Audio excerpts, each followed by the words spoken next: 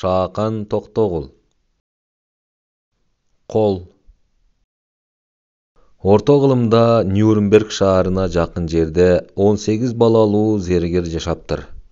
18 баласын багуу үчүн күнүнө 18 сааттан иштеп, тапканы өп-чап жетет.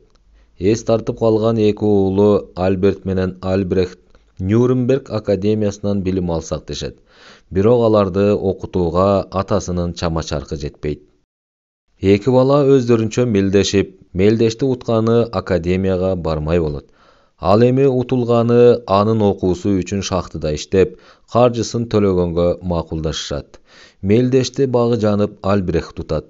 Академияга окууга кетет. Альберт шахтада 4 жыл бою иштеп, бир тууганынын окуусун төлөйт. Альбрехт жаш таланттардан бөлүнүп чыга келет.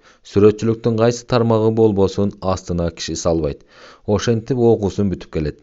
Анын урматына дасторкон жайылып, бүлөсү чогулуп күтүнүшөт.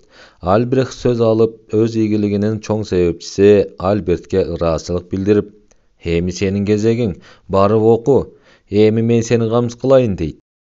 Альберт жооп айтпай эле «Жок, деп ыйлай берет. Аягында өзүн карманып, «Мен эми сүрөтчү боло албайм. Арманжамдын ар бир мууну жок дегенде 2 жолудан сынган. Бул 4 жылдык шахтадагы жумуш мени максаттарыман биротоло кол жуудурду. Артриттен манжаларым ийкемге келбейт. Пергаментке кооз сүрөт тургай, түз сызыкты жөндүү чие албай калдым» дейт. Альбрехт Дюрердин чыгармалары кылымдар бою дүйнө кезди.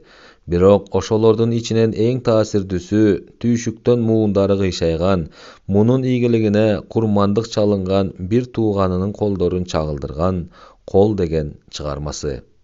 Автор Шаакан Токтогул. Чыгарманын аягы.